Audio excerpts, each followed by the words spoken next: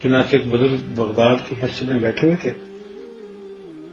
جب وہ مسجد سے باہر کی طرف آنے لگے انہوں نے خوبصورت نوجوان کو دیکھا جس نے بہت ہی اچھا عطر لگایا ہوا تھا اور بہت ہنستا مسکراتا اس کا چہرہ تھا, بہت ہی خوبصورت تھا اور جبے امامے میں ملبوس تھا. تو وہ بزرگ اس کے قریب سے گزرتے ہوئے فرمان لگے کہ اس شخص سے مجھے کفر کی بو آتی ہے, اس شخص سے مجھے کفر کی بو آتی ہے.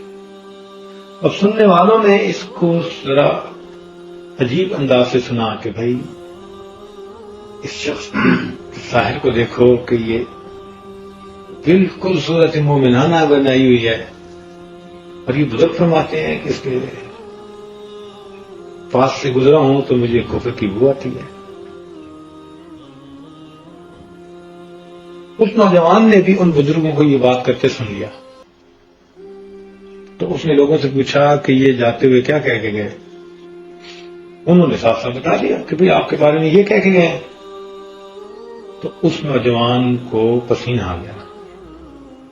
لوگوں نے پوچھا کیا ہوا, کہنے لگے مجھے ان کے پاس لے چلو, میں کوئی بات کرنا چاہتا ہوں. تو جب ان کے پاس لائے تو کہنے لگا جی مجھے آپ کلمہ پڑھا کے مسلمان بنا لی. کبھی تیرا حال کیا ہے, مسئلہ کیا؟ تو کہنے لگا کہ مسئلہ یہ تھا کہ میں نے یہ کتاب میں پڑھا کہ مومن کی فراست سے ڈرو وہ اللہ کے نور سے دیکھتا ہے. تو میں نے دل میں سوچا کہ میں جا کر آزماتا ہوں کہ ان کے پاس فراست مومنانہ ہے بھی یا نہیں, ہے بھی یا نہیں. میں یہودی ہوں, میں نے مسلمانوں جیسے کپڑے پہنے, معطل کیا اپنے جسم کو, اور میں آیا کہ دیکھیں مجھے ان میں سے کوئی پہچانتا بھی آیا نہیں. تو اس بزرگ نے پہلی نظر پڑنے پر ہی مجھے پہچان لیا کہ میرے پاس ایک کفر کی بو ہے.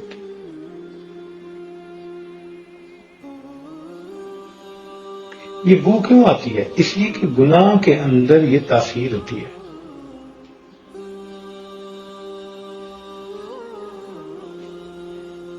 دیکھیں ایک بات ذرا سمجھنے کی کوشش کریں کہ بعض چیزیں ایسی ہوتی ہیں جن میں خراب ہونے والے جراثیم ہوتی ہیں.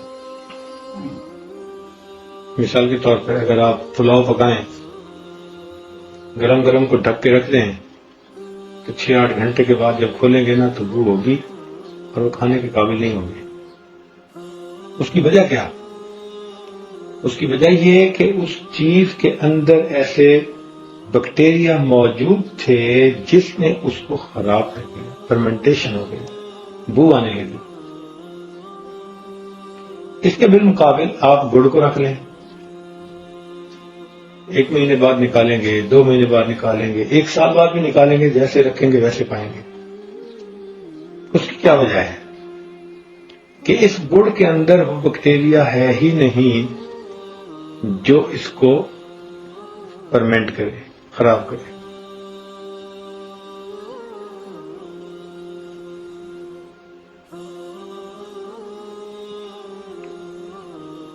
آپ شہد رکھ دیں, کئی مہینوں کے بعد آپ جب اسے کھولیں گے تو وہ شہد ہوگا, خراب نہیں ہوگا. اس لیے کہ اس کے اندر وہ بیکٹیریا ہے ہی نہیں جو اسے خراب کرے. جبکہ باقی کئی چیزیں ایسی کھانے پینے کی ہوتی ہیں کہ کچھ دن گزرنے کے بعد خراب ہو جاتی ہیں.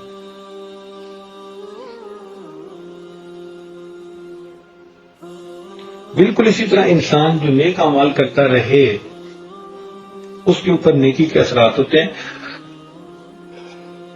اور اگر وہ علم اور ارادہ سے گناہ کرنا چھوڑ دے تو اس کے اندر وہ بیکٹیریا ہی ختم ہو جاتا ہے جو اس بندے کو گلاتا ہے. اس کے جسم کو جو مرنے کے بعد گلاتا سڑاتا ہے وہ بیکٹیریا ہی ختم ہو جاتا ہے. اس لیے عجیب بات یہ ہے کہ انبیاء کرام جب دنیا سے رخصت ہوتے تو ان کے اجسام کو زمین نہیں کھا سکتی تھی. ان کے جسم مبارک زمین کے اندر محفوظ ہوتے تھے.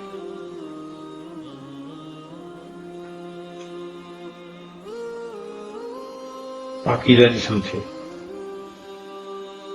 ان کے اندر وہ بیکٹیریا تھا ہی نہیں جو ان کے جسم کو گلائے. جبکہ ایک عام آدمی مرتا ہے تو چند دن میں اس کی لاش گل سڑ جاتی ہے. اس کی بنیادی وجہ کیا؟ تو اس کے اندر وہ بیکٹیریا ہوتا ہے، اس نے اللہ کی نافرمانیاں کی ہوتی ہیں. ایسے کاملین اولیاء جو اپنے آپ کو اللہ تعالیٰ کے حضور پیش کر چکے ہوتے ہیں اور گناہوں سے، کبائر سے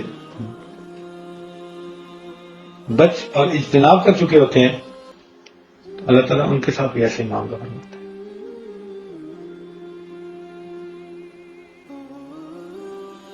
ہم لوگ اس وقت پرائمری اسکول میں پڑھا کرتے تھے. جب ایک سیلاب آیا تھا تو ہمارے شہر کے قبرستان میں کچھ قبور ایسی تھیں جو بیٹھ گئی تھیں، کھل گئی تھی. تو لوگوں نے دیکھا کہ ایک قبر کے اندر ایک آدمی مدفون ہے اور اس کا جسم بھی سلامت، اس کا کفن بھی سلامت. ہم چھوٹے تھے، ہمیں ڈر لگتا تھا، خود قبرستان جاتے ہوئے قبرستان کے نام سے ڈر لگتا تھا.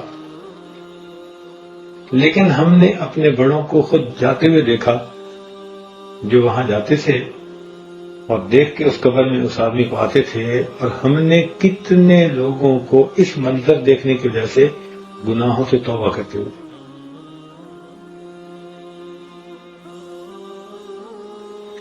پتہ نہیں وہ کب فوت ہوا ہوگا، پرانا قبرستان تھا، سالوں گزر گئے، آج بھی اس کی لاش پڑی گئی.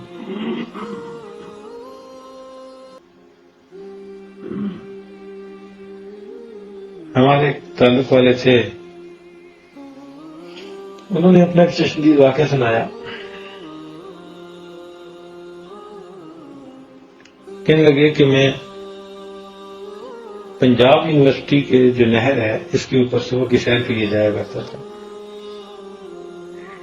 ایک مرتبہ طوفان آیا، بارش ہوئی،